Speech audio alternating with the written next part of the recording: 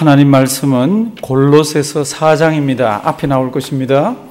우리 골로새서 4장, 우리 한 목소리로 다 같이 큰 소리로 한번 2절에서 6절까지 보십니다. 사도 바울이 지금 로마 감옥에 갇혀 있습니다. 그러면서 밖에 있는 골로새 교인들에게 기도하라고 하면서 이런 부탁을 합니다. 잘 보시길 바랍니다. 사도 바울의 큰 마음이 그 속에 담겨 있습니다. 우리 다 같이 먼저 한번 읽으십니다. 기도를 항상 힘쓰고 기도에 감사함으로 깨어 있으라. 또한 우리를 위하여 기도하되 하나님이 전도할 문을 우리에게 열어주사 그리스도의 비밀을 말하게 하시기를 구하라. 내가 이것을 인하여 매임을 당하였노라. 그리하면 내가 마땅히 할 말로써 이 비밀을 나타내리라. 외인을 향하여서는 지혜로 향하여 세월을 아끼라. 너희 말을 항상 은혜 가운데서 소금으로 고르게 함같이 하라. 그리하면 각 사람에게 마땅히 대답할 것을 알리라. 아멘. 이제 2절부터 한번 주십시오. 사도 바울이 옥에 있으면서 밖에 있는 골로새 교인들에게, 그럼 골로새 교회는 언제 썼습니까? 아무도 모릅니다. 단지 사도 바울이 열심히 전도할 때에 그 전도를 들은 사람들이 골로새 지역에 가서 교회를 세웠다고 이렇게 생각을 합니다. 특별히 에바브라 디도라는 사람이 이 교회의 주축 멤버로서 사역을 하고 있습니다. 그 교회 교인들에게 뭐라고 부탁합니까? 뭐를 항상 힘쓰고요? 기도를 항상 힘쓰고 기도에 감사함으로 깨어 있으라. 그리고 특별히 우리를 위해서, 나를 위해서 기도를 할 때는 무엇이라고 얘기합니까? 무엇을 열게 해달라고 그럽니다. 지금 감옥에 있잖아요. 그런데 감옥에 있는 것도 하나님께서는 이것을 위해서 감옥에 있게 한 것이라고 생각을 합니다. 그게 뭡니까? 그러면 전도예요. 그래서 지금 감옥에 있으니까 실제적으로 복음을 이렇게 전할 수가 없습니다. 그러니까 또한 우리를 위하여 기도하되 하나님이 뭐요? 전도할 문. 오늘 우리가 한번 살펴보는 것 중에 문이 하나 나옵니다. 굉장히 가슴 찡한 문이에요. 그런데 사도 바울도 그런 문들이 열려야 전도하는 것을 압니다. 그래서 하나님이 전도할 문을 우리에게 열어주사 전도할 때 무엇을 이야기합니까? 그리스도의 비밀을 말하게 하시기를 구하라. 내가 이것을 인하여 매임을 당하였노라. 4절. 그리하면 내가 마땅히 할 말로써 이 무엇을요? 비밀을. 이 비밀은 예수 그리스도에 관한 것입니다. 그러니까 전도의 문을 통해서, 그 문을 통해서 무엇을 넣어주고 싶어 합니까? 예수 그리스도에 관한 복음, 하늘의 비밀, 이런 거를 보여주고 싶어 합니다. 그래서 믿지 않는 자들, 외인을 향해서는 어떻게 행해야 합니까? 지혜로 행해야 합니다. 왜요? 지혜롭게 외인들을, 안 믿는 사람들을 대하지 않으면 나중에 예수 믿으라 그러거나 이 비밀을 이야기할 때 마음 문을 어떻게 해요? 꽉 닫아버립니다. 그러니까 마음 문을 꽉 닫아버리면 아무것도 되지 않잖아요. 마음 문을 지금 그들도 열어야 되고, 나는 전도의 문을 열어야 되고, 나는 옥 안에서 내가 갈 전도의 문이 열리기를 위해서 기도해 달라 그러고, 너희들은 외인들을 만났을 때 그들 전도할 수 있도록 지혜롭게 하라고 이렇게 얘기를 하고 있습니다. 그러면서 그들 외인들과 살 때 가장 조심해야 되는 게 뭡니까? 너희 무엇을요? 말을 항상 은혜 가운데서 어떻게 해요? 소금으로. 이 당시에 이 사람들이 격언처럼 이야기하는 게, 말에 소금을 친다는 것은 말을 아주 재치 있게 하고 말을 부드럽게 하고 그런 뜻이에요. 그러니까 외인들을 향해서 너희가 말을 하는데 소금을 치듯이 외인들의 마음을 상하게 하지 말고, 외인들 다치게 하지 말고, 그렇게 해야 무엇이요? 전도의 문이 열려서 전도할 수 있다는 겁니다. 지금 그 얘기를 하고 있습니다. 그래서 소금으로 고르게 함같이 하라. 그리하면 각 사람에게 마땅히 대답할 것을 알리리라. 사랑하시는 성도 여러분들, 여기 위로 올라가서 2절 3절 한번 주실래요? 또한 우리를 위하여 기도하되 하나님이 뭐요? 전도할 문을 우리에게 열어주사. 지금부터 한 150년, 160년, 170년 전, 그때 한국, 우리 조선을 향해서 문을 열기를 엄청나게 원했던 사람들이 있습니다. 그 사람들이 누굽니까? 그 사람들은 조선을 땅끝이라고 생각한 사람들입니다. 오늘 여기 보시면요, 제1강, 오늘은 제목을 제가 이렇게 잡았습니다. 뭐라고 잡았습니까? 조선을 땅끝으로 여긴 사람들. 이런 표현을 우리가 쓰지만은요, 사실 이 사람들이, 이분들이 이렇게 이런 조선을 생각하고 있을 때는 세계 선교 지도에는 조선이 없었습니다. 선교사들이 조선으로 가려고 그러지를 않았습니다. 그리고 조선이라는 나라가 있는 것도 몰랐습니다. 그런데 조금씩 조선을 가슴에 품고 거기가 땅끝까지 이르러 내 증인이 되라고 하신 그 땅끝이라고 생각하는 사람들이 생겨나기를 시작합니다. 그래서 우리 이 한국의 교회 선교 역사에 선교사님 이름으로 등장하는 최초의 사람이 누굽니까? 그러면 이 사람이에요. 구씨예요. 구씨.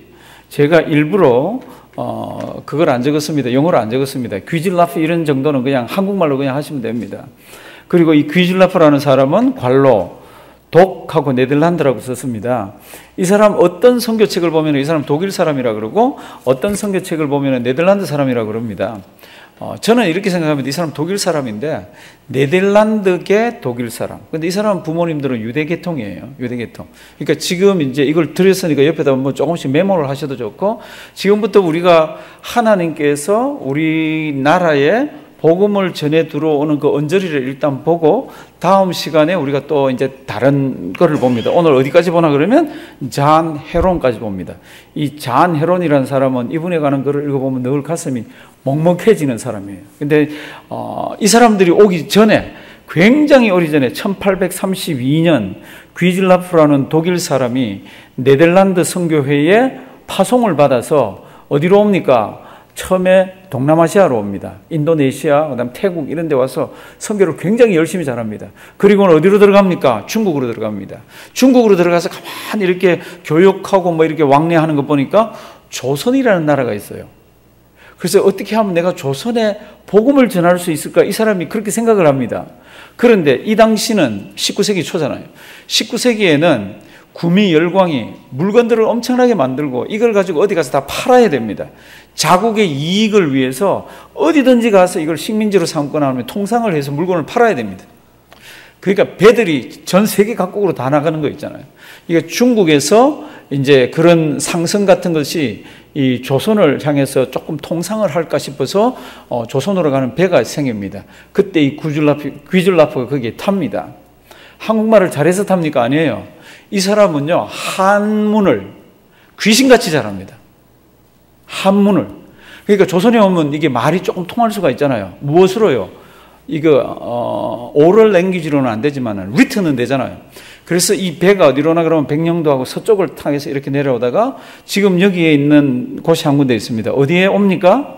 1832년 7월 서해 고대도로 가는 것에 옵니다. 여기 와가지고 왕에게, 이제 그 고대도에 있는 관원에게 왕에게 보낼 선물, 그리고 아주 그 선장이요, 얼마나 왕에게 보낼 선물을 하루 종일 쌌다고 책에 나오더라고.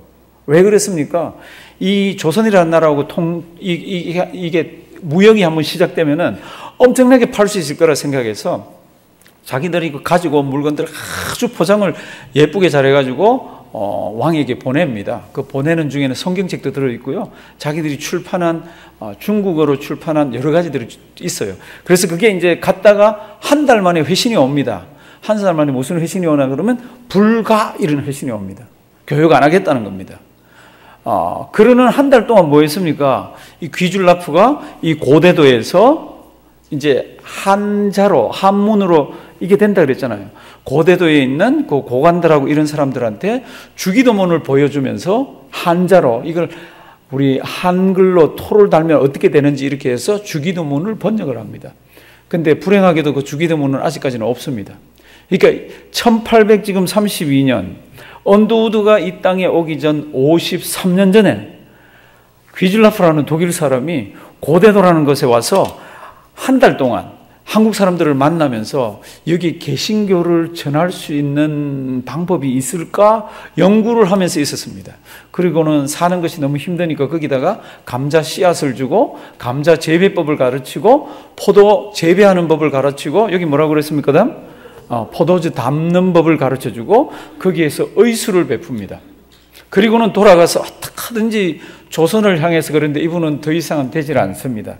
그러니까 한국의 개신교 선교사로서 한국에 발을 제일 처음 디딘 사람이 누굽니까? 그러면 본격적인 선교사는 아니죠, 그렇죠?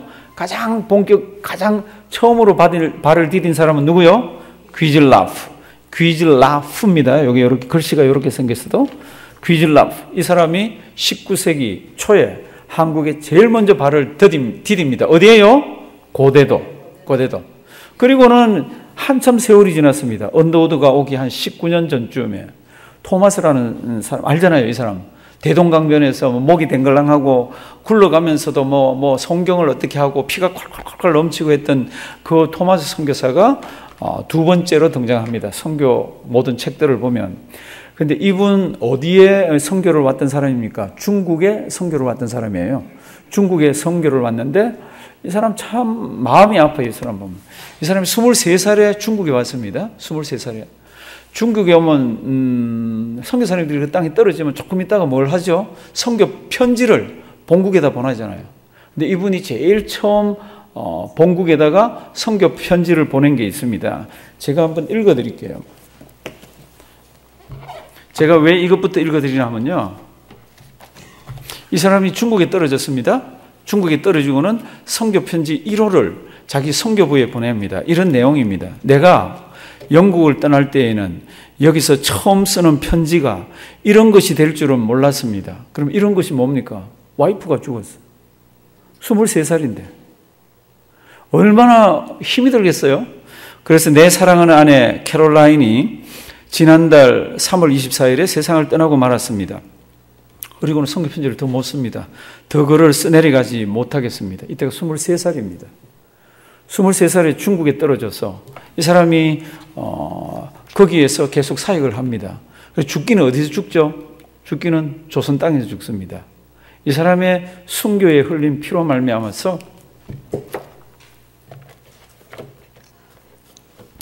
우리 한국의 여러 이렇게 분들을 보면 이런 분들이 굉장히 많은 거 있잖아요. 조선을 땅끝으로 생각하고 조선을 자기 나라보다 더 사랑하는 사람들. 그래서 이제 이 사람이 중국에 있다가 조선의 소식을 조금 듣습니다. 어떻게 하면 조선에 복음을 전할 수 있을까? 궁리를 해봐도 별로 없어요. 그럴 때 이 사람은 영국 사람입니다. 그럴 때 미국의 제너럴 셔먼호라고, 이거는 학교 국사 시간에 배웠죠, 그렇죠? 제너럴 셔먼, 제가 요거는 이렇게 적어놨습니다. 제너럴 셔먼호에서 필요로 사람이 있었습니다. 그게 뭔가 하면은 백기를 안내하고 그리고 통역을 해줄 사람이 필요했습니다. 이 사람이 아마 조선 사람들한테 거기서 조금 한글을 배웠나 봐요. 그러니까 이 제너럴 셔먼호가 이제 어디로 옵니까? 쭉 서해 쪽으로 내려오다가 대동강 있는 데로 해서 평양 쪽으로 올라갑니다. 그리고는 우리 다 알잖아요. 그 가면서 얼마나 조선 사람들이 얕봤는지 모릅니다. 계속해서 우리는 통상 안 한다 가라고, 당신들이 필요한 것은 우리가 다 주겠다고. 그때 당시에 한국 외교 정책이 그랬습니다.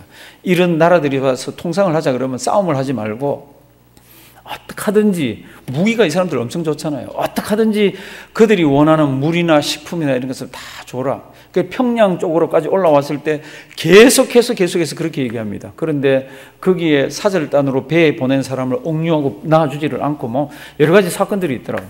그러니까 나중에 화가 나서 배에다 불을 붙여가지고 배 쪽으로 보내잖아요. 그리고는 이 배가 불타서 선원들이 전부 뛰어내려서 대동강 쪽으로서 이제 강변으로 나오잖아요.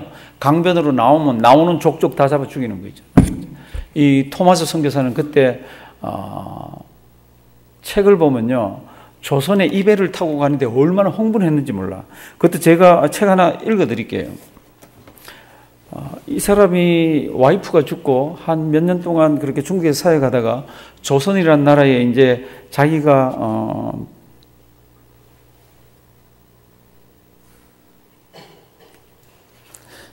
이제 그 전도의 여행을 떠난다고 생각하고 거기 가면은, 제가 지금 기억이 안 나는데 어디 적어놨는지, 거기 가면은 자기가 이런 일을 하리라고 막 꿈에 부풀어 있어서 선교 편지를 쓰는데 이렇게 되어 있습니다.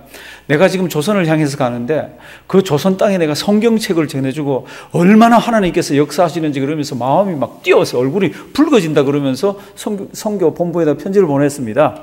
그랬더니 선교 본부에서 그걸 받아보고는 조선이라는 나라를 선교 본부는 알고 있잖아요.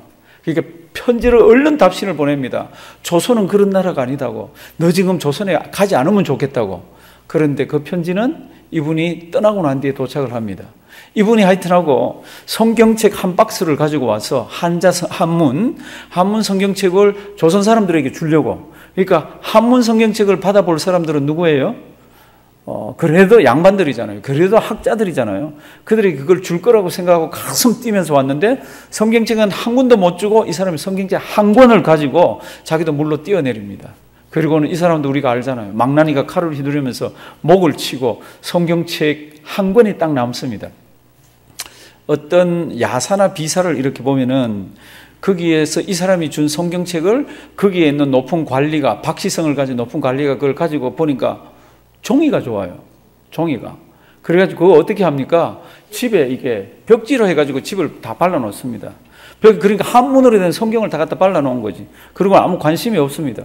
그런데 그 집에 놀러 왔던 어떤 사람이 그 집에서 이렇게 기거하면서 이렇게 떠보니까 벽에 보니까 뭐 한문으로 된 뭐가 있어서 그걸 읽다가 예수 믿는 사람이 되었노라 이런 글도 있고요. 하여튼 토마스 선교사님은 그렇게 해서 이 땅에서 개신교 선교사라는 제일 첫째로 돌아가신 선교사님입니다. 그때가 나이가 몇 살입니까? 50, 60, 70이면 고개를 끄덕이겠지만 그때 나이가 26입니다. 26. 한국에 오셔가지고 처음 이렇게 선교하신 분들을 이렇게 보면요. 너무 가슴이 메어지는 게 그때는 세계 선교 지도에 조선이라는 나라가 없었습니다. 근데 중국에 와보고 일본에 와보고 이렇게 와보니까 조선인 나라가 있다는 걸 알고는 그러면 거기를 그리고 문을 두드리려니까 들어갈 방법이 없는 거 있잖아요. 들어갈 방법이 없을 때 오늘 골로새서 4장에 이 사도 바울이 어떻게 기도를 하죠? 전도의 문이 열리도록 나를 위해서 기도해 주십시오. 그런 전도의 문이 대원군 쇄국 정치와 고종의 쇄국 정치를 통해 가지고 꽉 닫혀가지고 열리지 않을 때예요. 들어왔다 잘못하면 죽을 때예요. 그럴 때 귀줄라프가 잠시 다녀갔고 토마스 선교사는 대동강변에 떨어져서 바로 순교를 당하고 이렇습니다. 아직까지 선교의 문이 열리지 않을 때예요. 그런데 우리 조선의 선교에 대해서 꼭 기억해야 되는 문이 하나 있습니다. 그게 3번이에요. 오늘 제목은 조선을 땅끝으로 여긴 사람들인데 3번은 사람이 아닙니다. 3번은 뭐라고 되어 있어요?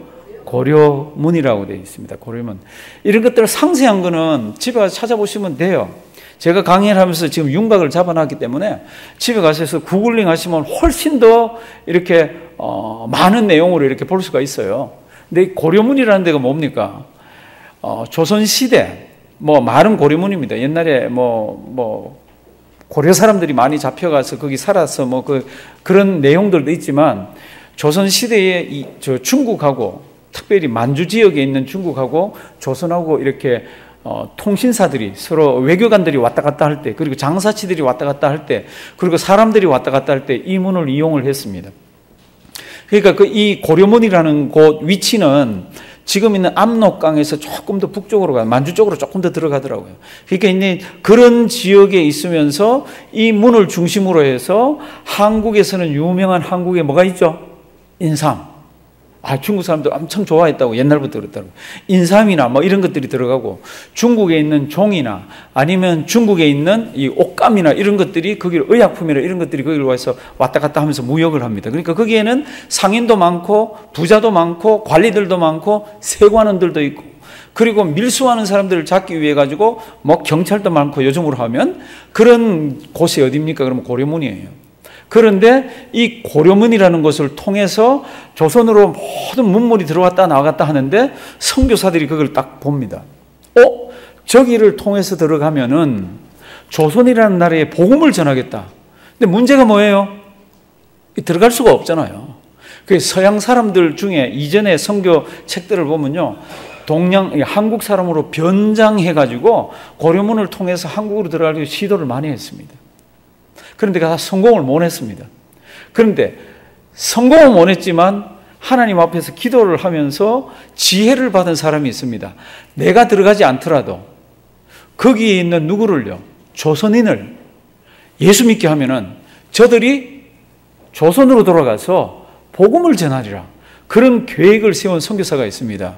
그 사람 선교사 이름이 뭡니까? 지금 4번입니다. 누구예요? 로스입니다. 로스. 그리고 옆에다가 하나 더 적어 보십시오. 맥킨타이어. 보리맥자 있죠.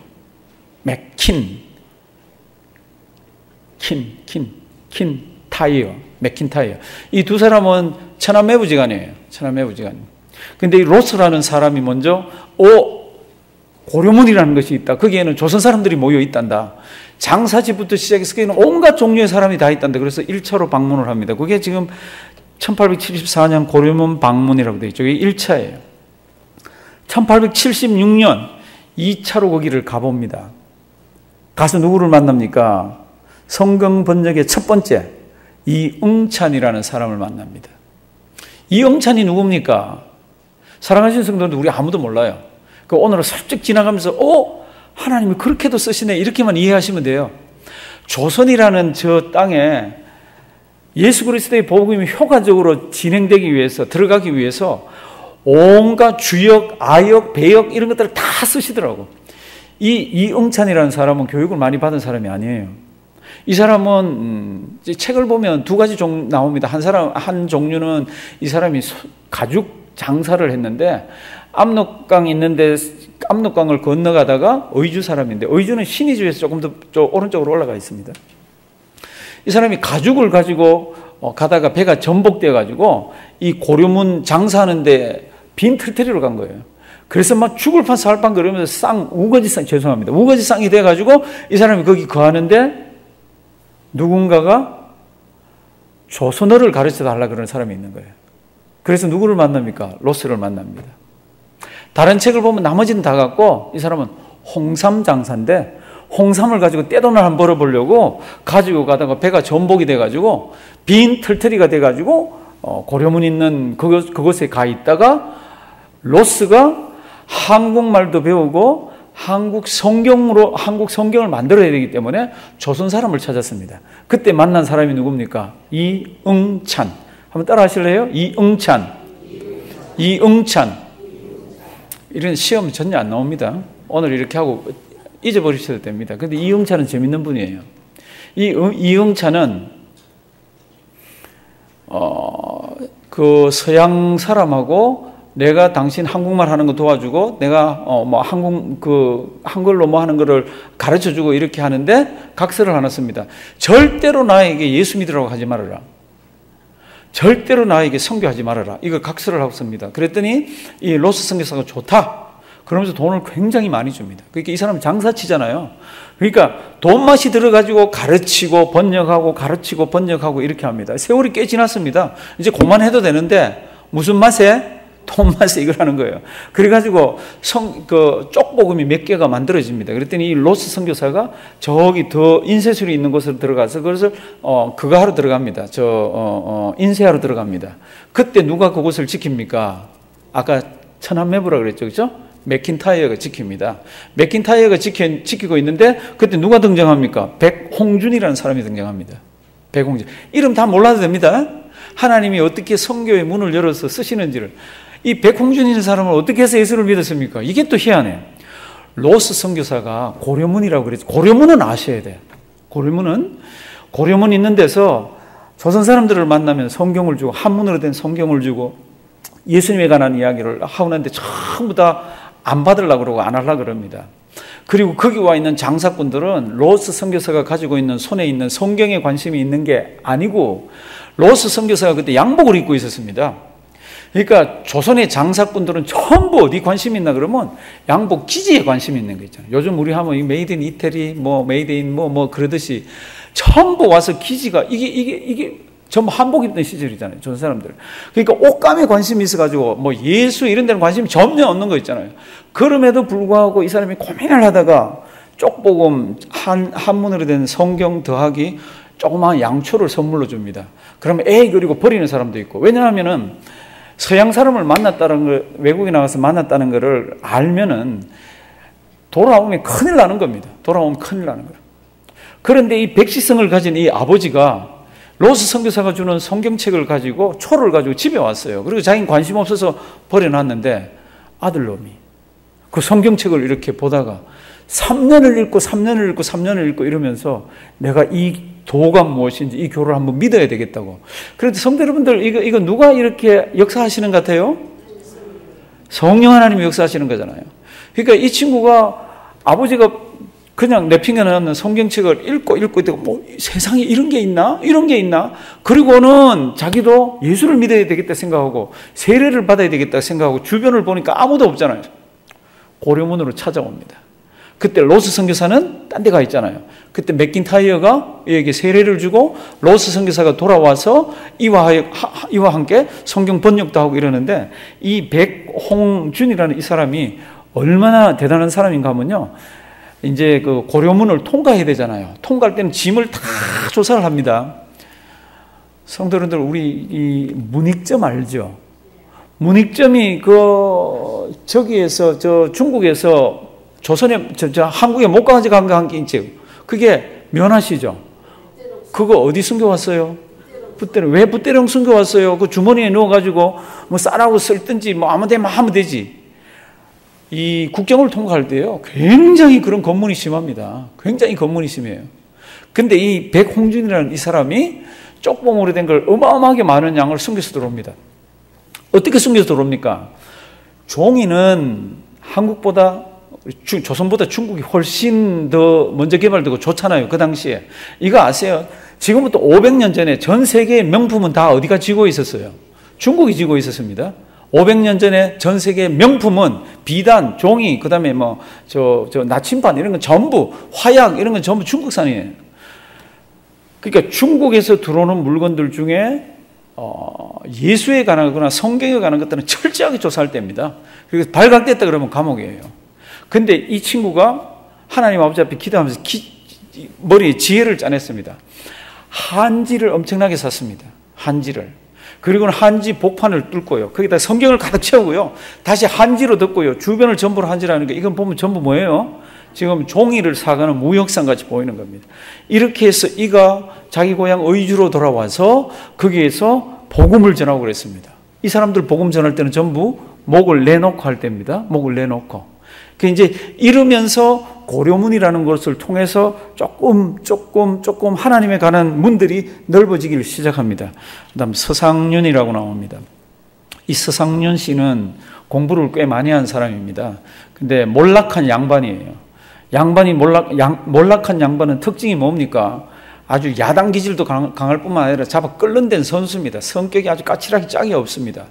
이 사람도 돈을 한바탕 벌어보기 싶어가지고 홍삼, 어떤 데는 산삼이라고 적힌 데도 있고, 이렇건저렇건 삼을 사가지고 또 이제 대동강을 건너가다가 이게 또 배가 어떻게 돼가지고 쫄딱 또 이 사람도 아무것도 없이 지금 갑니다. 친구를 찾아서. 근데 이 친구가 여기 나오는 이영찬 뭐 이런 사람들이에요. 초대 기독교에 있는 의주 사람들이 거기가 있습니다. 근데 가서 만났더니 전부 예수를 믿고 있는 거예요. 자기 친구들이 같은 출신 지방 사람들이. 그러니까 예수를 믿는 사람은 이 사람은 유학 계통의 양반이었기 때문에 절대로 만나질 않습니다. 그리고 만나면 또 큰일 난다고 생각해서 안 만납니다. 그런데 이 사람이 장티푸스가 걸립니다. 이 당시에 장티푸스는 한약으로 고칠 수가 없는 거잖아요.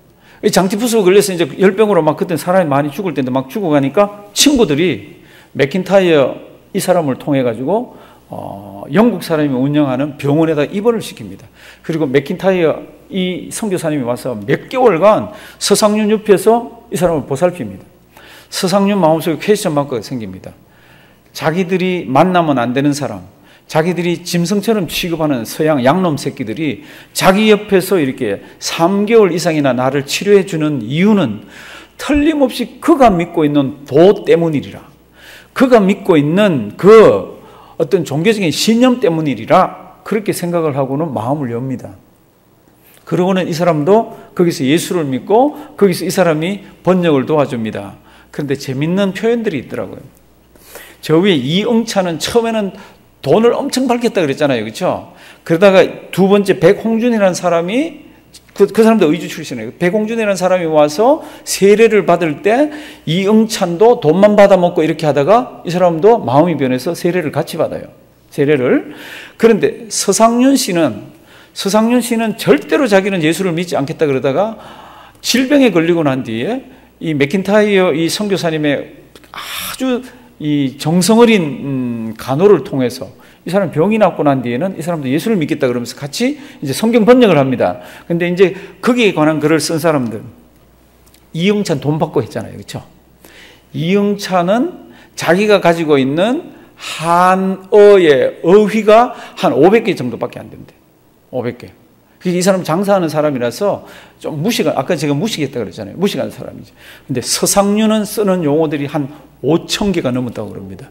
그러니까 성경 번역하는데 얼마나 풍부하고 얼마나 아름답게 성경들이 나오겠어요.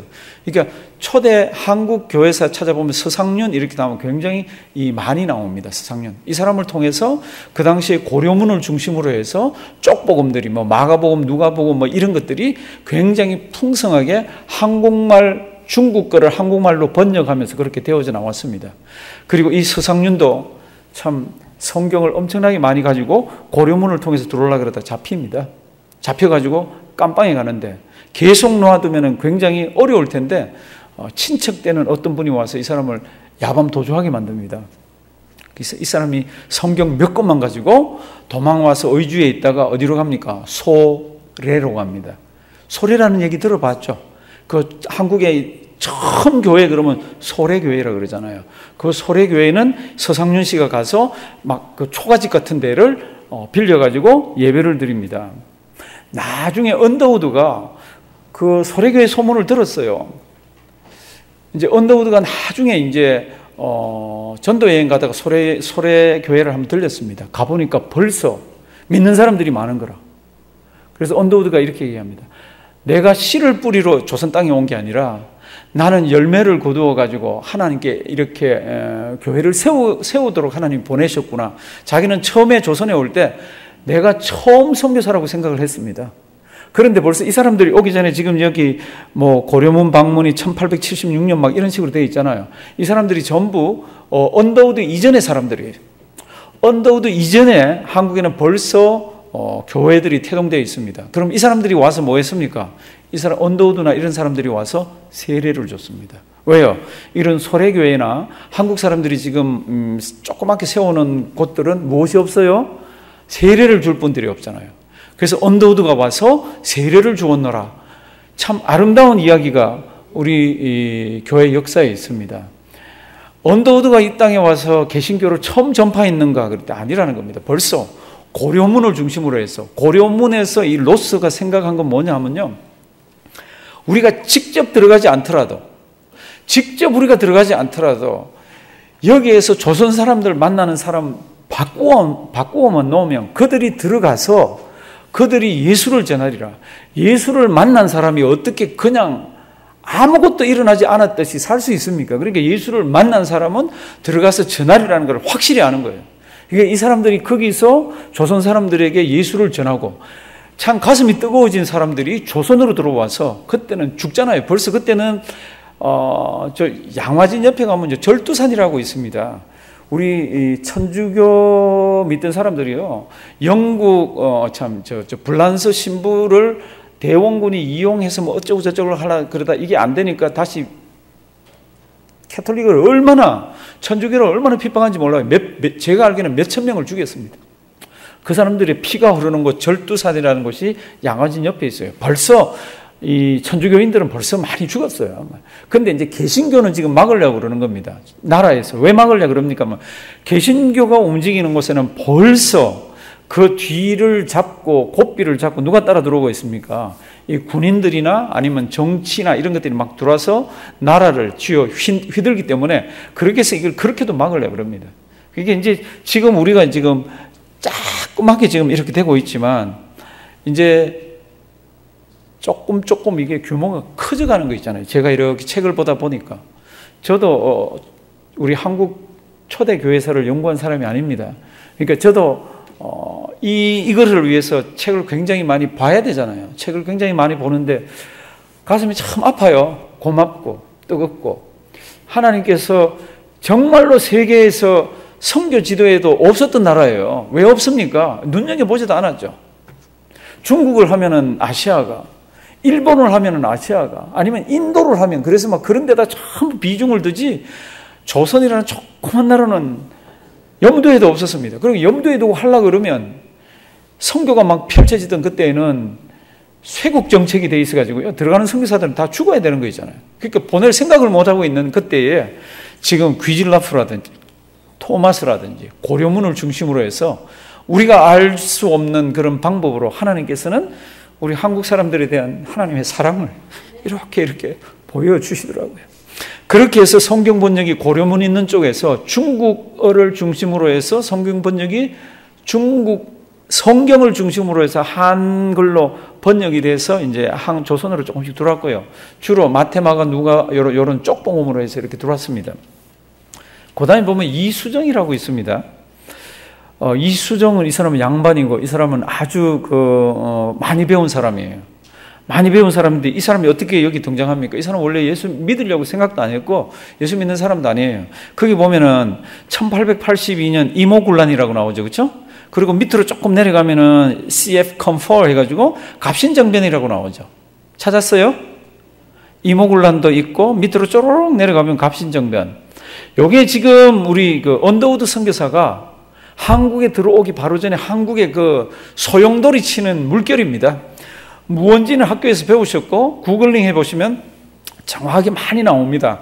우리는 그냥 우리 이 선교에 필요한 것만 뽑아서 말씀을 드리면 1882년에 이모군란이 일어나서 수구파와 개혁파가 한바탕 붙습니다. 그때 민비, 다른 말로 하면 뭐예요? 민비, 명성황후. 이분을 민비로 부를까 명성황후로 부를까 학자들 사이에도 많습니다. 어떤 책을 보면 명성황후, 어떤 책을 보면 민비, 같은 사람입니다. 이 사람이 죽을 입장에 어려움 당할 입장에 돼 있을 때 이수정이가 이 사람 양반이라고 그랬죠. 학자라고 그랬죠.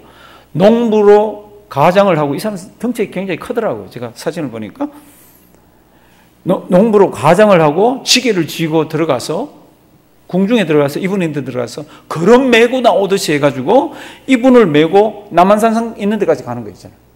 이분을 메고 명성황후를 메고 그래서 명성황후가 살아납니다. 그리고는 이 사람이 사랑을 굉장히 많이 받습니다. 그리고 직급도 많이 올라갑니다. 그러니까 나라 쪽에서는 조정 쪽에서는 정치 쪽으로 집어넣으려고 그럴 때 이수정은 이런 뜻이 있습니다. 나는 지금 미국이나 일본을 보니까 개화돼서 살기가 좋다. 나도 그런 문물을 배워서 우리 조국 조선에 그런 문물을 가지고 들어와서 우리 조선이 다 잘 살면 좋겠다. 그런 생각을 갖고 있으면서 나는 정치를 안 하겠다 그럽니다. 그러면 그랬더니 저를 일본으로 유학을 보내주십시오. 유학 가면은 그 농사 짓는 법에 대해서 대가인 사람이 이름이 거기 나와 있습니까? 쯔다센. 그 대가인 사람이 있는데 그 사람한테 가서 배우려고 작심을 하고 일본으로 갑니다. 나라에서 돈도 주고 공부도 시킨다고. 그렇게 해서 쯔다센 집에 방문을 딱 해서 여기에서 이 사람이 확 뒤집어지잖아요. 쯔다센에 예수 믿으세요 이런 말 한 거 아니에요. 이 사람 한학자라 그랬잖아요. 유교. 이런 사람은 한 칼에 되는 거 아니잖아요.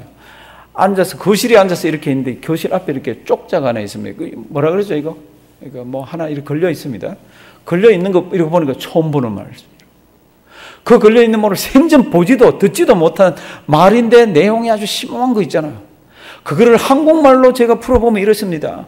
심령이 가난한 자는 복이 있나니 천국이 저희 것이미요. 뭐 같아요? 산상수훈이 그 쪽자에 적혀 있는데 이 사람은 아무것도 모르는 거라. 그런데 그걸 다 읽어보니까 이게 신비하게 짝이 없는 거예요. 들어본 적도 없고 어디서 만나본 적도 없고 이걸 누가 나한테 얘기해 준 것도 없는데 그게 있는 거예요. 그래서 물어봅니다. 이게 뭐냐고. 그랬더니 이 사람이 성경책을 줍니다. 가서 읽어보라고. 이 내용이 여기 다 있다고. 그러면서 예수님 이야기를 합니다. 근데 예수를 안 믿죠. 유학자가 하루아침에 예수를 믿을 수가 있나요? 그래서 이제 그 성경을 가지고 집에 돌아와서 그 성경을 빠져가지고 읽습니다. 그런데 성경을 읽는 날 어느 날 밤에 이 사람이 꿈을 꿉니다. 이수정 씨의 별명이 뭡니까? 그 밑에 두째 줄로 내려가면 뭐라고 했어요? 조선의 마게도냐인이라고 되어 있습니다. 이게 이제 교회사 하는 사람들이 별명을 붙여준 거예요. 무슨 뜻인지 알죠? 사도행전 16장에 가면은 사도 바울이 소아시아에서 막 전도를 다니는데 예수의 영이 많아갔다, 하나님께서 막으셨다, 뭐 다 막잖아요. 그래서 밤에 잠을 자는데 무슨 일이 일어나죠? 예, 이리 와서 우리 도와달라고. 소아시아 사람들하고 다른 체형을 가진 사람이 와서 도와달라고 그래요. 가만 봤더니 그게 마게도냐인 사람입니다. 마게도냐로 와서 우리를 도와달라고. 우리 사도행전 16장 한번 보십니다. 사도행전 16장. 지금 한참 전도할 때예요. 한참 전도할 때. 성령이 아시아에서 말씀을 전하지 못하게 하시거늘. 누가요? 성령이. 그래서 다른 데로 가야 되나 보다. 그리고는 부르기아와 갈라디아 땅으로 갔습니다. 무시아 앞에 이르러 비두니아로 가고자 애를 씁니다. 거기도 예수 믿는 전도를 해야 되니까. 그랬더니 예수의 영이 허락지 않습니다. 그래서 이제 또 다른 곳으로 가라 그러나 보고 무시아를 지나 드로아로 막 내려갑니다. 9절. 그런데 밤에 환상이 바울에게 보이니, 다 같이 읽습니다. 마게도냐 사람 하나가 서서 그에게 청하여 가로되 마게도냐로 건너와서 우리를 도우라 하거늘 바울이 이 환상을 본 후에 우리가 곧 마게도냐로 떠나기를 힘쓰니 이는 하나님이 저 사람들에게 복음을 전하라고 우리를 부르신 줄로 인정함이로라. 아멘. 굉장히 중요한 성경이에요. 이 밤의 환상을 통해서 어디 문이 열립니까? 제가 문이라고 얘기했죠. 아까 선교사들은 고려문을 통해서 어떻게든지 성경을 집어넣으려고 그랬는데 그게 안 되니까 조선 사람들 교육을 시키고 거기에서 조선 사람을 통해서 넣었잖아요. 그렇죠? 여기에는 무슨 문이 지금 열리는 편입니까? 유럽의 전도의 문이, 유럽의 문이 지금 이거 열리는 겁니다. 하나님이 내가 미처 생각도 못했던 곳을 하나님은 계획하고 계시는구나 깨닫고 어떡합니까? 당장 짐을 싸가지고 유럽으로 올라갑니다. 유럽으로 올라가서 처음 이들이 전도한 곳이 어디입니까? 그러면 빌립보. 거기에서 진짜 역을 하나를 만납니다. 이름 뭐예요? 리디아. 이게 이제 성경에 이렇게 기록되어 있잖아요. 그런데 이 이수정이라는 사람이 지금 그 쯔다센 집에 있는 그 거실에 걸려 있는 그거를 보고는 정말로 저런 것도 있네. 그러고 성경책을 받을 수 있다고 잠을 자는데 꿈에 환상 가운데서 누가 나타납니다. 그래서 그 나타난 내용들이 다 기록되어 있어서 이 사람을 조선의 마게도냐인이라 그럽니다. 이 사람이 어떤 꿈을 꿨습니다. 아주 간단해요. 제가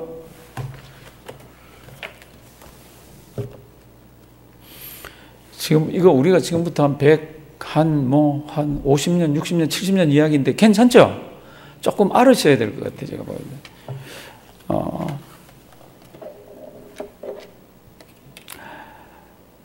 숙소로 돌아온 이수정은 낯선 책을 읽기 시작했다. 이 성경책입니다. 성경책.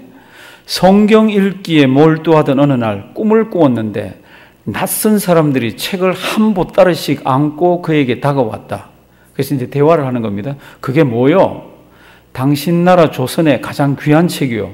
무슨 책이요? 성경책이요. 이때 이수정이 퍼뜩 깨닫습니다. 나는 이제껏 몰랐지만 성경책이라는 지금 읽고 있는 이 책이 우리 조선에는 가장 필요한 거구나. 내가 일본에 농업을 배우러 와서 그 개화된 농업 기술을 한국에 조선에 전해서 우리 조선을 잘 살게 하려고 그랬는데 그게 아니구나. 내가 모르던 다른 세계가 있구나. 그리고는 이 사람이 어떻게 합니까? 1어로 돼 있는 성경들을, 일본이 우리보다 훨씬 예수 먼저 믿고 천주교가 먼저 들어갔잖아요. 1어로 된 성경책을 한국말로 번역하기 시작합니다. 그러니까 한쪽에서는 중국어로 돼 있던 성경을 한국말로 번역하고 한쪽에서는 한국말로 번역된 게 이제 조선으로 들어가기를 시작합니다. 그러면서 이 사람이요 미국에다가 편지를 씁니다. 이 사람 원래 학자잖아요. 미국에다 무슨 편지를 씁니까? 조선에 선교사를 보내주십시오. 이 편지가 우리 언더우드나 이런 사람들, 그 다음 유명한 사람들이 한국으로 나오기 얼마 전에 미국에 와서 미국에서 조선을 향한 선교부가 막 만들어지려고 막 태동하는 그때예요. 언더우드의 글을 보면은 조선 사람 누군가가 미국에다가 조선에 사람을 보내달라고 편지가 왔더라. 그걸 누가 나한테 이야기를 해주더라. 내가 원래는 이 사람이 딴 데 가려고 그랬잖아요. 그런데 길이 막히는데 언더우드가 조선을 택해가지고 오는데 이 편지가, 이분이 이수정 씨가 썼는 편지가 굉장히 큰 영향을 미쳤다고 그럽니다. 그러니까 하나님께서는 참 희한하죠. 이수정이라는 사람이 이모군란때 그 왕비를 이렇게 구해준 그거를 통해가지고 정치해라. 그리고 정치하면 얼마나 떵떵거리고 살아요. 근데 이 사람 마음속에 나 정치 안 하겠습니다. 그러면 공부하겠습니다. 어디 갈래? 미국 갈래? 어디 갈래? 저 일본으로 가겠습니다. 일본으로 와서 어디 그 집, 쩌다이 집 앞에, 집에 앉아가지고 거기 접해 있는 족자를 보고는 가슴이 이상해지는데 성경책을 통해서 밤에 환상을 통해서 하나님께서 이 사람을 바꾸셨어요. 그리고는 이 사람의 편지를 통해 가지고 그 다음에 나오는 선교사님들 중에 조선에서 누군가가 보낸 편지를 미국에서 그러는 내용들이 간혹 나옵니다. 그분이 누굽니까? 그러면 이수정 씨예요. 이수정 씨는 배운 사람이라 그러니까 미국 선교부에다가 막 편지를 보내는 거죠. 우리에게 선교사님을 보내주면 저도 기쁨이 한량 없겠고 하나님께도 큰 영광이 될 것 같습니다. 뭐 이렇게 막 보내는 거죠. 참 희한한 사건을 통해서 그 밑에 나왔죠. 미국의 선교사 청원 편지를 보냄. 그 다음에 H.G. 언더우드에게도 영향을 이 편지가 미쳤다고. 그 책들을 보면 그렇게 나와 있더라고요. 사랑하시는 성도 여러분들, 이러면서 중국의 성경이 한국말로, 일본의 성경이 한국말로. 왜 하나님께서는 자꾸 성경을 번역하게 하셨을까? 저는 답이 확실해요. 말씀 외에는 다른 게 없습니다. 선교사님들이 들어와서 우리 한국 교회가 참 복받고 하나님께 감사한 게 뭔가 하면은 정말로 성경을 성경답게 여기는 선교사님들이 굉장히 많이 들어왔습니다. 정말로 많이. 그러면 성경을 성경 안다 그런 사람 많습니다. 이게 우리 한국은요, 지금 많은 교파들이 많은 교파의 신학교에서 성경은 하나님의 말씀이 아닙니다라고 가르치는 데가 많습니다. 많습니다. 그런데 그 목사님들이 그렇게 배워가지고 딱 강대상에 서서 성경은 하나님의 말씀인 것도 있고 없는 것도 있지요. 이렇게 하면 누가 일어나요? 오히려 교인들이 보수적이에요. 저 목사 가르쳐야 되겠다고. 저 목사 무슨 저런 목사가 있냐고. 이거 복 받은 거예요, 우리. 근데 선교사님들이요, 진짜로 하나님의 말씀을 말씀답게 사는 선교사님들이 들어와가지고 선교를 합니다. 이제 아까 한국 사람하고 아까 저 조선 고려문 있는 데서 한국 사람하고 선교사님하고 만나서 번역을 한다 그랬죠. 번역하는 일화들이 있더라고. 선교사님들은 킹 제임스 버전 있잖아요. 그 험정령이라고 그럽니다. 그게 최고인 줄 알고 거기에서 한 단어가 나오면 조선말에 무엇이 있는지 그걸 계속 찾아가지고 맞춰야 되는 겁니다. 그러니까 험정역에서 예를 들면 heaven 그러면 우리말로는 하늘 있잖아요. 그런데 이제 저기 누가복음 어디에 가면은 거기에 부자가 뭐 천국 들어가는 것이 약대가 뭐로 들어가는 것보다 어렵다는 거 나오잖아요. 그 영어로 보면은 그 eyes of 또는 eye of needle입니다. 바늘 눈이라고 되어 있습니다. 서양 사람들은 바늘. 중국 사람들은 침자가 그 바늘 침자. 그러니까 바늘 같이 되는 구멍으로. 근데 우리는 바늘 구멍도 없고 바늘 눈도 없습니다. 그래서 이제 중국 사람들이 그거는 이렇게 참 우리 선교사님들이 중국 거를 이렇게 번역하면서 이 사람들은 그걸 잘하니까 이렇게 하면서 이거는 바늘 눈이라고 한다 그러면서 이렇게 내니까 조선에 같이 번역하는 사람들이 고개를 갸우뚱하는 바늘 눈? 바늘이 뭐지? 바늘 눈이 그 이해를 못하는 겁니다. 그랬더니 중국 사람 이 선교사님들이 요렇게 그림을 그려줬어요. 그랬더니 조선 번역사들이 전부 고개를 끄덕 바늘 귀 이렇게 나가는 겁니다. 그랬더니 이번에는 누가 이해를 못해요? 선교사님들이 이해를 못하는 거지. eye of needle이면은 바늘 눈이지 어떻게 이렇게 바늘 귀냐고 그거 가지고 막 오래 다퉜다고 그럽니다. 그러다가 번역의 원리가 하나 생기는 게 있습니다. 그게 뭡니까? 자꾸로 하는 게 아니라 이 사람들 문화 속에서 쓰고 있는 단어를 해야 되는구나. 그런 게 거기서도 이렇게 생깁니다. 지금 동남아시아에서 제가 아는 선교사님이 번역하는 분이 계세요. 그분이 오셔서 저한테 그러더라고. 거기에서는 우리 예수님이 세상 죄를 지고 가는 하나님의 어린 양 그러면 이해를 못한대. 거기는 양이 없대. 양이 없대. 어느 나라인지 모르겠어요. 그래서 번역하면서 하나님의 어린 양 그러면 아무도 이해를 못한대. 그래서 뭐라고 했냐고 그랬더니 거기는 그런 역할을 하는 게 있대. 세상 죄를 지고 가는 하나님의 돼지. 그러면 사람들이 그걸 이해한대요. 거기는 돼지를 제물로 삼고 돼지로 피 흘리고 뭐 그런가 봐요. 하여튼하고 선교사님들이 이랬습니다. 그래서 제가 우리 쉬기 전에 제일 처음에 번역에 나와서 이제 있었던 그 성경 구절 중에 하나를 제가 한번 보여드릴게요. 최집사님 한번 띄워보세요. 그리고 우리 좀 쉬도록 하겠습니다. 이게 누가복음 어딘데요? 누가복음 제가 교환 원본에는 있는데 제가 지금 누가복음에 나왔네. 이거 보여주지 말고 옛날에 이렇게 띄어쓰기도 없어요. 그리고 지금 이건 이렇게 되어 있지만 이게 좀 옛날엔 좀 세로로 되어 있잖아요, 그렇죠? 무슨 말 같아요?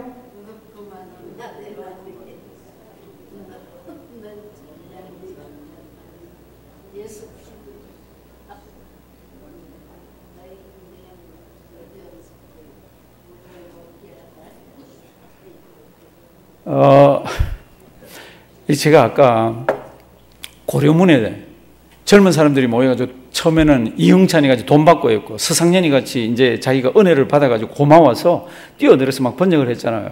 근데 이 사람들이 다 의주 사람들이에요. 그 사람들은 평안도 사람입니다. 평안도 사투리 아세요? 내래 뭐 이런 거 쓰는 거 있잖아요. 그게 평안도 사투리가 들어가 있는 성경 번역이에요. 요게 이제 누룩 금하는 날 이게 뭐예요? 무교절이죠. 그러니까 어쩌면 이게 더 번역이 좋은 건지 몰라. 무교절이라고 쓰는 것보다는 누룩 금하는 날이 오니 넘넘절이 뭐예요? 무엇을 넘어가는 절. 이게 뭐예요? 패스 오버잖아. 잘 만들었어. 오히려 잘 만들었어. 그러니까 오히려 지금은 넘는 절이라고 그러면 되는 거지. 넘는 절. 누룩 금하던 날이 오니 넘는 절. 그러니까 6월절 넘는 절 양 잡는 때라. 예수. 옛날 우리 이때 번역하던 성경 보면요, 너무 고마운 것 중에 하나는 예수님, 하나님, 성령님 나오면 여기 다 띄웠습니다. 다 지금 붙여쓰기를 하고 있는데 여기 딱 띄웠어요. 다 그렇게 했답니다. 이런 거죠. 예수님께서 피들, 요거는 베드로입니다. 요한네, 요거는 요한입니다. 베드로와 요한을 보내어 어떻게 해요? 가로대죠. 갈로대. 그 옛날 그렇게 썼나 봐요. 가로대. 너희가 넘는 절 연석을 뭐 연회겠죠, 그렇죠? 너희가 6월절 뭐 저녁을 예비하여 우리를 먹게 하라 하니 우리로 먹게 뭐 이렇게 된 뜻은 다 통하죠. 그러니까 이런 성경이 나오게 됐다는 게 이게 얼마나 감사한지 모릅니다. 이 로스 선교사는 그걸 아는 거예요. 이런 성경이 있어야 교인들이 하나님 아버지 앞으로 갈 수 있다는 거. 귀질라픈지 로스인지 모르겠어요. 중국에 있는데 조선에서 두 사람이 피신을 해가지고 배를 타고 어떻게 하는지 들어온 거예요. 그래서 봤더니 그 사람들 손에는 염주가 있고 목에는 이렇게 십자가가 있고, 이 사람들이 얼른 깨닫습니다. 천주교인인데 이 조선에서 너무 박해를 하고 죽이니까 이 사람들이 도망왔구나. 그런데 이제 그 다음 글이 뭔가 하면은 이제 성경에 대해서, 하나님에 대해서, 예수에 대해서 물으니까 거의 백지더라는 겁니다. 거의 백지들. 그러니까 이 선교사님들이 그때 또 결심을 합니다. 믿어도 성경을 손에 쥐어줘야 되는구나. 우리 교회에서 지금 돕는 선교사님 중에 지금 성경 번역하는 선교사님들이 꽤 있습니다. 그분들은 하루 종일 앉아서 그분들과 함께 대화를 하면서 어떻게 하면 이해되고 성경 말씀 벗어나지 않고 성경에 맞게 하는지를 연구를 합니다. 그런데 모든 두 언어가 만나가지고 이거를 조율할 때는 싸움이 있습니다. 그 사람들은 그 사람대로 하자 그러고 이쪽에서 번역하는 사람은 어떡하든지 이쪽으로 하려고 그러고, 그러면서 하나님께서 은혜 주셔서 하나로 이렇게 성경들이 만들어져 가고 있습니다. 이 로스 선교사나 이런 사람들은 고려문을 중심으로 해서 거기서 중국 성경 번역해서 어떻게든 조선으로 집어넣고, 이수정은 일본에 있으면서 일본어로 된 성경을 번역해 가지고 조선으로 보내고 일본어로 번역된 성경을 가지고 거기에 있는 한국 사람들을 또 이렇게 전도를 하고 그러면서 전 세계적으로 편지도 보내고 그렇습니다. 그런 가운데서 드디어 한국에는 이런 사람이 들어오기 시작합니다. 그게 이제 알렌과 잔 헤론입니다. 우리 커피도 마시고 조금 쉬고 기지개도 펴고 그렇게 하고 이제 공부하도록 하겠습니다. 제가 기도드리겠습니다. 살아계신 하나님, 하나님께서는 우리를 우리 자신보다 더 잘 알고 계셔서 참 미개하고 냄새나고 더러운 조선에 아무도 오지 않으려 하는 그때에 하나님께서 예수 사랑을 먼저 전한 사람들에게 조선을 품게 하시고 그들로 기도하고 때로는 피를 흘리고 때로는 그 나라 가운데 들어가서 아름답게 복음을 전하게 해 주셔서 감사드립니다. 그 소산물이 우리들입니다.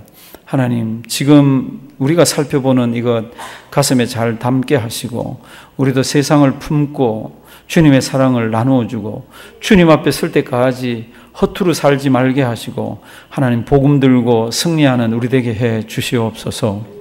오늘도 맛있는 간식을 대접하는 가정이 있습니다. 하나님, 우리는 대접을 받고 먹지만 하나님께서 하늘문 여시고 그 가정에 은혜와 복을 더해 주시고 일남일녀 특별히 가정마다 하늘의 복으로 더해 주시옵소서. 휴식을 취하는 동안 아름다운 교제가 있게 하시고 쉼이 있게 하시고 하루의 피곤을 잘 풀게 해 주시옵소서. 예수님의 이름으로 기도드리옵나이다. 아멘.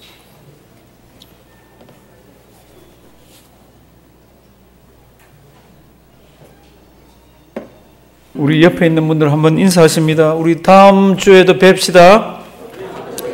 예, 이제 빨리 두 분을 마치겠습니다. 또 가셔서 쉬셔야 되고 내일 새벽 기도도 있고. 다섯 번째 보면요, 알렌이라는 사람이 있습니다. 이 알렌은 의사예요.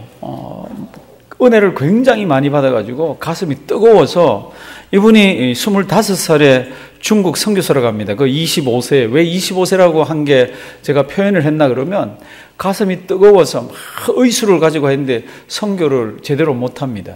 선교를 왜 제대로 못했습니까? 학자들은 이렇게 얘기합니다. 경험 부족, 성격이 또 그다음에 자기 같은 이분들하고 선교사님들하고 다투기도 잘하고 여러 가지가 있어가지고요. 이분이 고민을 굉장히 많이 합니다. 그럴 때 한국 쪽에서 어떤 그 문이 조금씩 열립니다. 그 문이 뭡니까?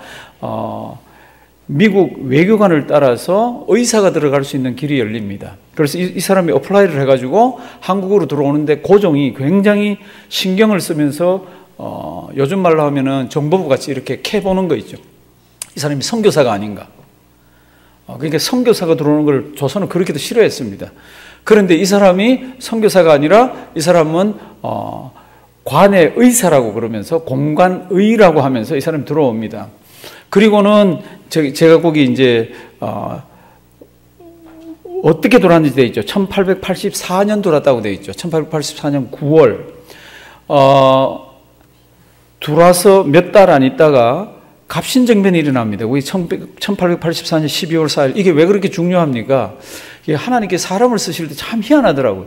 이 사람은 중국에서는요, 진짜로 선교 사역을 할 그게 안 됐습니다. 다 싫어했습니다. 중국 사람도 싫어하고 선교사들도 싫어했습니다. 한국에 와서 한 3개월쯤 됐습니다. 3개월쯤 됐는데 조선에서는 아무도 선교사인 줄도 모릅니다. 근데 그때 갑신정변이 터집니다. 갑신정변이 터지고 수구파와 또 뭐 이게 개혁파 또 싸움 하잖아요. 그 구글 다 찾아보시면 그때 민영익이 칼에 맞아갖고요. 여기 있는 그 상세하게 책들 보면 나와 있어요. 어디서 어디가 끊어지고 뭐가 어떻게 된 게 핏줄도 끊어지고 뭐 근육도 막 파열되고 찢어지고 칼에 맞아가지고. 그래서 이제 이 사람한테는 처음에 연락이 안 와요. 한의사들이 들러붙어가지고 이 사람 고친다고 하고 있는데 이게 안 되는 거 있잖아요. 그래서 막 이 알렌 의사를 급하게 부릅니다. 급하게 불러서 이 사람이 쫓아가 봤더니 한의사 14명이 뭐 찢어지고 핏줄 터진 데를 뭐 꼬맬 수가 있습니까? 뭐 우왕좌왕 어떻게 못하는 거 있잖아요. 이분이 자기가 배운 의술을 가지고 명주실을 가지고 꼬맨 데를 하고 핏줄을 입고 막 이래가지고 이분이 이제 살아납니다. 이분이 민영익이 아시잖아요. 민비의 그 되는 거. 그러니까 이분이 이제 한국에서 일할 발판이 생깁니다. 민영이기 회복되고 난 뒤에 어떤 책을 보면은 참 이게 성경책도 잘 모르겠어요. 어떤 책을 보면 10,000,000을 줬다. 그리고 어떤 책을 보면은 밑에 풋노트까지 다 다른 데는 100,000,000을 주었다. 그래서 그 돈을 가지고 무엇을 만듭니까? 나라의 허락을 받아서 땅을 사고 뭐를 지어요? 광해원. 그 옛날에 시험 많이 나왔던 거 있잖아요. 그 광해원을 1885년 4월에 개원합니다. 1885년 4월. 어떤 사람은 뭐 10월 이런 것들이 책마다 조금씩 달라요. 우리는 그거 뭐 신경 쓸 거 없잖아요. 광해원은 아니까. 광해원이 썼어요. 그 연도하고 그 지금 연도하고 이렇게 보면은 이때가 누가 들을 때예요? 이때가 언더우드가 1885년 4월 5일 날 들어옵니다. 제물포에 아펜셀라하고 두 사람이 와서 그래서 막 학자들이 싸우죠. 누가 조선의 첫 발을 디뎠느냐? 감리교 선교사냐? 장로교 선교사냐? 막 이렇게 하죠. 근데 실제로 따지고 보면은 그때 언더우드가 먼저 발을 디뎠죠. 그러죠. 이유는 아펜셀라는 발을 디디려고 그랬더니 뭐 결혼을 한 사람인지 어떤 사람인지는 일본에 한번 갔다 오라 그랬는지 어떻게 해서 조금 늦게 들어온다고 막 이렇게 되어 있습니다. 이렇건 저렇건 이때가 어떤 때입니까? 이때가 우리 한국에 정식으로 이제 개신교 선교사가 선교사의 이름으로 들어오는 겁니다. 그게 누굽니까? 그러면 언더우드잖아요. 그 언더우드가 들어와서 처음에 뭐 했습니까? 그러면 이 광해원에 가서 화학을 가르쳤습니다. 화학을. 그러니까 언더우드가 들어와서 일할 수 있는 데들이 이렇게 생긴 거지. 그리고는 이 알렌이 가만 보니까 이거는 이 광해원에는 높은 사람들만 와서 치료를 받는 거예요. 그러니까 이거 안 되겠다. 그리고는 이거를 장소를 이 궁중 있는 이 가까이서 안 하고 먼 데로 옮기잖아요. 먼 데로 옮겨서 이름을 뭐라 그러죠? 제중원이라고 그럽니다. 제중원. 그리고 제중원이 나중에 연세 세브란스가 이렇게 되어집니다. 그러니까 지금 이렇게 이제 알렌이라는 사람이 진짜로 까칠한 선교사라서 중국에서는 제구실을 보냈는데 한국에 와서는 희한하게 그 사람을 고쳐주고 이러면서 기독교에 대한 그 다음에 이제 서양 의술에 대한 모든 것들이 이렇게 되어지는 겁니다.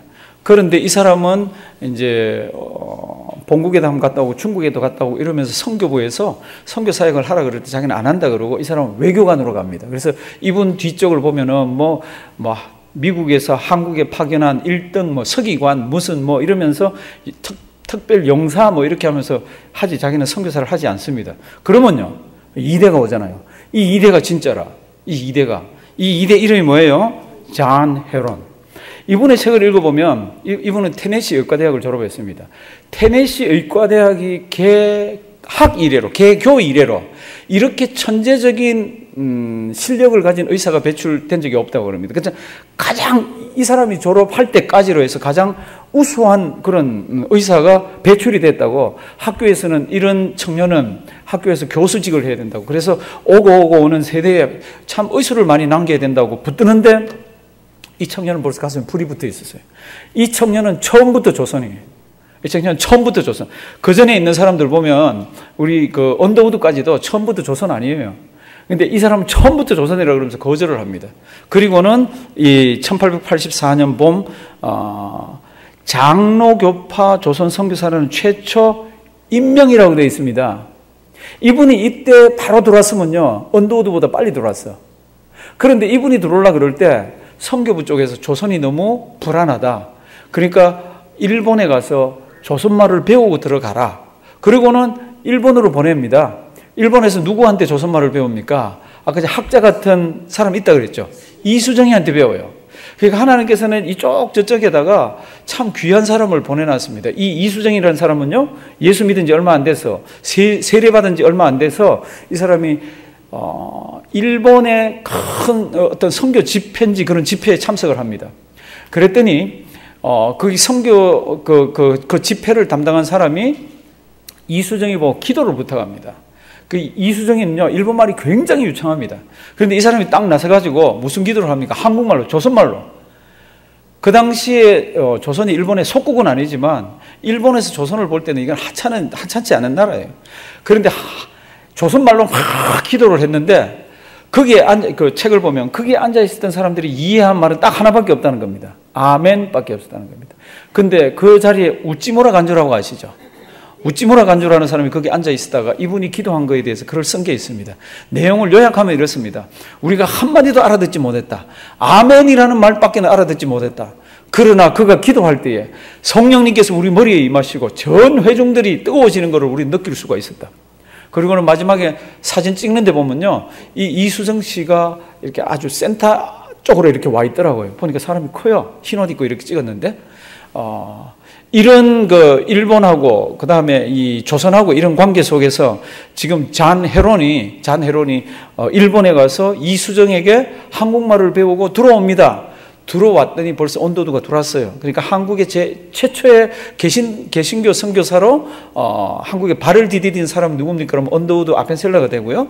처음 임명을 받은 사람은 누굽니까? 그러면 누구예요? 잔 헤론입니다. 이 사람은 의사면서 선교사로 이렇게 왔습니다. 이 사람은 광해원 2대 원장이 되고 고종과 왕후의 시이가 됩니다. 그런데 이분이요, 병원만 운영을 엄청나게 진짜로 열심히 했습니다. 이번 보면 뼈가 으스러질 정도로 했는데 거기에 그친 게 아니라 조선 사람들에게는 지금 중국어로 번역된 조선말 성경, 일본에서 번역된 조선말 성경이 아니라 이제는 조선 사람이 여기에서 직접 번역한 게 필요하다고 그러면서 이 사람이 여기 한국 성교서회라는 것을 1890년에 창립을 합니다. 그리고는 뭐 그 이전부터 고치고 집에 와서 막 연구하고 고치고 집에 와서 한국말로 하고 막 이런 말들을 하다가 요게 딱 서지고 난 뒤에 한 달 뒤에 죽습니다. 어떻게 죽습니까? 이질에 걸려가지고 죽습니다. 의사 선생님인데. 근데 아마 평소에도 막 일을 하다 보면 선교사님들도 부딪히나 봐요. 병상에 있으면서 언더우드하고도 화해했다고 나옵니다. 제가 뭐 때문에 두 분이 다퉜는지는 아마 찾아봐도 잘 모르겠더라고요. 근데 이제 돌아가시기 전에 이분이 언더우드하고도 화해했다 그러면서 이분이 제가 계산하니까 34세인데 대부분의 책이 33세에 돌아가셨다고 그러더라고요. 그러니까 선교책이 조금씩 차이가 날 때는요, 그러면 따질 거 없습니다. 그냥 뭐 30대 초반에 돌아가셨구나. 저는 이분이 90년 7월이고 태어난 게 6월이에요. 그러니까 만으로 치면 34세인데 1856년 6월에 태어났어요. 그러니까 34세고 한국에 이제 5년입니다. 근데 이제 문제가 돌아가시고 나서 문제가 생겼어요. 돌아가시고 나서 무슨 문제가 생겼습니까? 이 사람이 고종의 시이라 그랬잖아요. 그런데 죽고 나니까 묻을 곳이 없어. 그 당시에 외국 사람들이 묻힐 수 있는 것은 뭐 부산이나 아니면 또 다른 곳, 그 다음에 인천 있는 곳에 묻힐 수 있는 곳들이 좀 있었습니다. 근데 이 사람 돌아가신 게 지금 7월이잖아요. 7월에 장례를 치르고 이 시신을 저 제물포 있는 저 인천까지 이 간다는 게 이게 뭐 냄새나고 썩고 난리 나잖아요. 그래가지고 왕에게 부탁을 합니다. 양화진에 좀 묻게 해달라고. 그랬더니 왕이 안 된다고 그럽니다. 그래가지고 얼른 급하게 어떤 책은 미국 공사관 뜰에다가 어떤 책은 이 사람 자기 집에다가 이렇게 묻었다 그럽니다. 근데 이제 이 사람을 묻었어요. 묻었는데 임시 감회장한 거지. 난리가 난 거지. 이 사람의 혜택을 받았던 사람들 뭐 그걸 아는 장안에 있는 뭐 유생들부터 시작해서 모든 사람들이 왕이여 임금 이건 안 됩니다. 사대문 안에 외국 사람을 묻었다는 거지. 사대문 안에 특히 자기가 의술을 베풀어서 낫게 했는 환자들조차도 자기하고 같이 일하는 사람조차도 이거 안 됩니다. 안 됩니다. 그러는 거 있잖아요. 참 그렇게 해가지고 미국, 영국, 뭐 독일, 러시아 여러 공간에서 고종에게 압력을 넣었다 그럽니다. 압력을 넣으면서 시인 어떻게 하냐, 묻어야 되지 않냐. 그래서 결국은 양화진을 얻어냈다고. 그래서 양화진에 묻힌 선교사 1호가 누굽니까? 그러면 누구요? 잔 헤론. 이건 알아놓으셔야 돼요. 이분 굉장히 열심히 일하셨어요. 이분 진짜로 한국을 위해서 많이 뛰셨는데 온 지 5년 만에 그렇게도 탁월한 미국에서 참 붙들기를 원했던 이분이 주님의 사랑을 품고 우리 조국에 묻힙니다. 그리고 이분은 자기 고향에 묻힌 게 아니라 지금도 양화진에 가면은 이분 묘가 이렇게 되어 있습니다. 이분의 자녀들 묘도 있기도 하고요. 부인 묘도 있고 그렇습니다. 오늘 우리가 여기까지 이렇게 봤는데요. 우리 오늘 제목은 이렇습니다. 조선을 땅 끝으로 여긴 사람들, 그리고는 주님의 사랑을 가지고 조선까지 왔습니다. 우리가 지금 이제 우리 쪽도 보고 외국 선교사도 보고 우리 네이티브 아메리칸도 볼 거예요. 이분들 선교를 어떻게 옛날에 했었는지, 그러니까 우리 관심을 가지고 우리 금요일이면 우리 다 나오시고 또 옆에 있는 분도 같이 모시고 나오고 이렇게 해서 유익한 시간 삼기를 바랍니다. 기도드립니다. 살아계신 하나님, 귀한 하루 주시고 참 귀한 시간 갖게 해주셔서 감사드립니다. 무엇보다 감사한 것은 하나님께서 우리 십자가의 사랑을 가르쳐 주셨는데 그 사랑을 실제로 조선 땅에 와서 실천한 선교사님들을 또 우리 조선인들을 살펴봅니다. 하나님, 우리도 얼마 남지 않은 삶을 살게 됩니다. 주님 앞에 설 때까지 주님의 사랑, 무거운 사랑, 고마운 사랑, 그 사랑 세상에 아름답게 전할 줄 아는 우리에게 도와주시옵소서. 하나님, 우리 금요 성경대학이 진행되는 동안에 하나님께서 늘 함께 하셔서 아름다운 은혜로 더해 주시옵소서. 예수님의 이름으로 기도드리옵나이다. 아멘.